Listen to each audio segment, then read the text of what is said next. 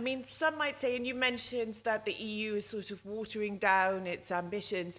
Do you not think that maybe this is they're aware because of the war in Ukraine, Russia may be feeling more empowered to interfere in the Balkans more.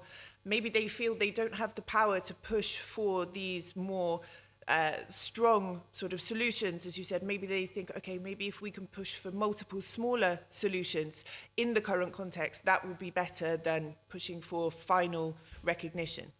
Actually, we know the structural problems that exist in the EU because of the 5 EU non-recognizers, so they don't have a common denominator in terms of its stance with Kosovo.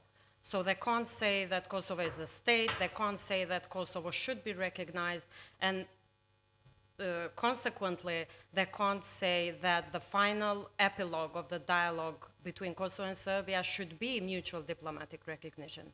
So that's why we've vocally and continuously said that the US should step in and the US should take over the leadership role in the dialogue with Serbia, because it's only then that we will have not a neutral stakeholder, but someone who is actually a stakeholder, who has invested a lot in the present day region, in peace, stability, in democracy as well. So there's plenty to be done as well, but we need an opening. We need a final solution to lead the region towards conclusive peace, because we haven't seen that. And September 24th, I repeat, it was a failure of diplomacy because war started. The region was in the brink of a war. Yes. It was a very dangerous event. And that danger hasn't subsided. And it hasn't, definitely hasn't. We've seen also increased acts of hybrid warfare of Serbia as a Russian proxy in the region. So before, they just retaliated with barricades, not with violence and with armed weapons.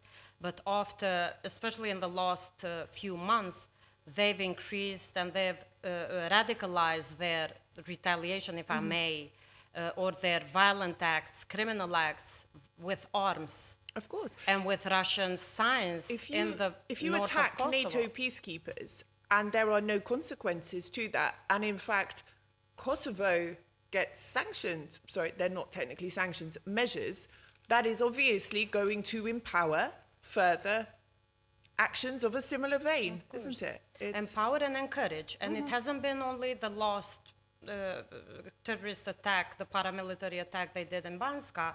We've also seen Serbia continuously being armed with Russian and Chinese NATO-incompatible attack systems, not defense systems, attack systems, while being surrounded with NATO members and with KFOR in Kosovo, with a NATO-led peacekeeping mission in Kosovo. So who are they going to attack with those attack systems? Panzers, Kornets, all well-known attack systems from Russia and China. So we haven't seen any sanction on Serbia being pressed from the West. We've also seen Serbia continuing with its impunity policy as a state policy, not giving up their war criminals, sheltering them, glorifying them, also glorifying Putin after the full-scale invasion of Ukraine. So also his close ties to the Serbian mercenaries fighting in Donbass and now in Ukraine as well. They are closely linked to Vučić directly. So we haven't seen, it has been a total silence from the West.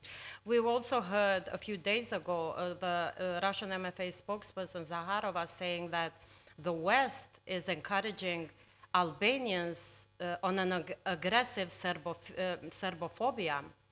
And the West is acting upon this allegation, against this allegation, to try to prove Russia that they are not doing this, that they are actually working, appeasing Serbia, working with Serbia. And we've also heard Secretary General Stoltenberg last week saying, while he visited Belgrade, saying that they are working towards strengthening NATO's relationship with Serbia.